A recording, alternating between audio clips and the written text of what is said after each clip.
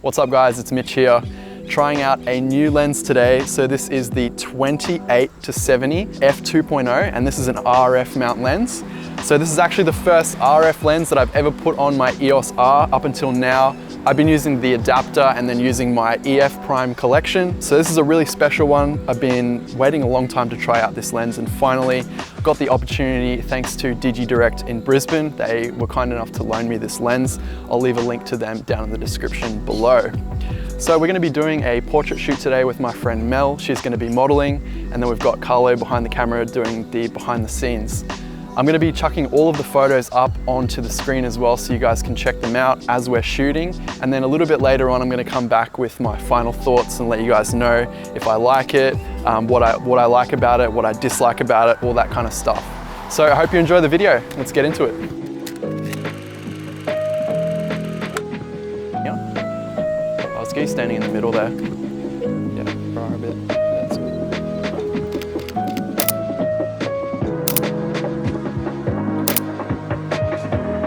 Looks really nice.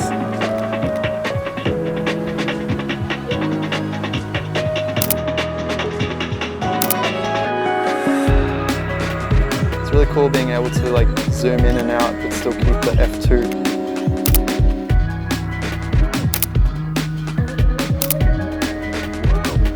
Actually like 28mm looks really interesting.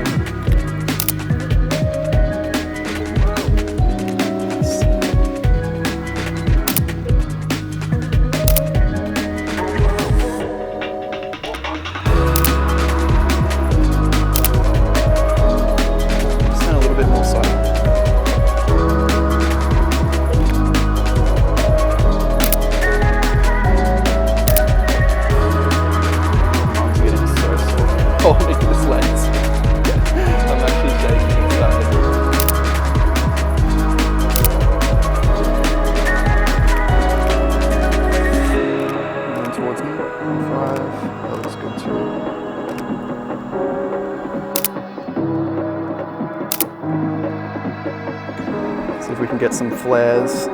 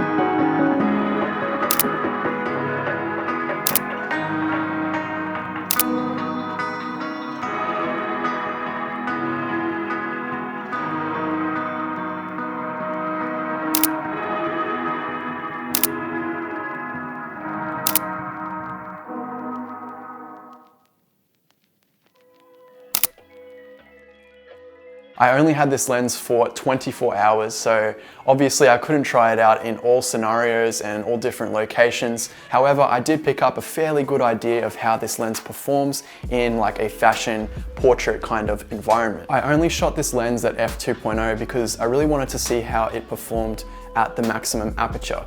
And in my opinion, if you're going to go with the 28-70 over say something like the 24-70 f2.8, you're going to be doing it because of that larger maximum aperture. Sharpness and the image quality from this lens is something that I've only ever seen on prime lenses up until this point. This thing is absolutely tack sharp at f2, all the way from 28mm up until the end of the zoom range at 70mm. It's phenomenal. Talking about focus speed and accuracy, This thing was an absolute breeze to focus with. I was using the face and eye detection in the EOS R, and it did miss a few shots here and there, but I would say like maybe 1% of the photos. I think I might have taken around 800 photos and only got a handful that have drifted to the background. Having that face and eye detection is really great, but this lens was super snappy given that you're moving a lot of glass around, you know, focusing such a big lens with like a 95mm front filter thread. And the fact that it's like just as quick as any other EF or RF lens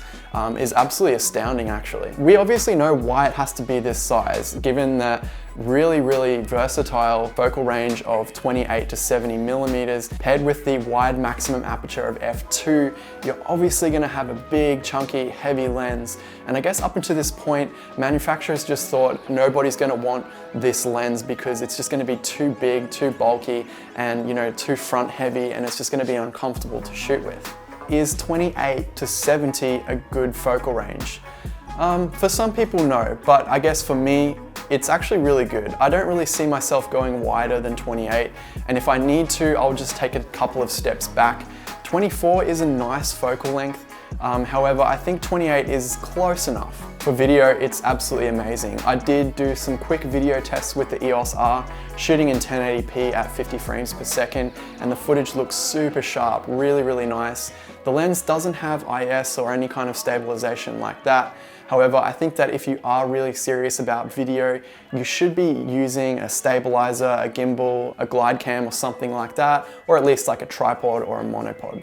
My only concern is, given the size and the weight of this lens, it's going to make your overall setup a lot heavier, which means that when you go and buy a gimbal, you're going to have to buy one that has a larger payload than you would if you were going to shoot prime lenses. Because obviously the weight distribution is going to be a lot different with such a heavy lens. You're going to need a gimbal that can really keep up, that has motors that can handle that kind of weight. So your gimbal setup might end up being more expensive because you've got to buy a bigger gimbal with a better payload. So talking about the zoom ring, and I think this is worth mentioning, but the zoom ring was actually really quite hard to turn. And I know the reason why, because if it was really easy to turn that zoom ring and then there was less resistance, then the minute you flip the camera upside down or have it on a strap, the lens is just going to automatically zoom out because of the weight of the lens elements.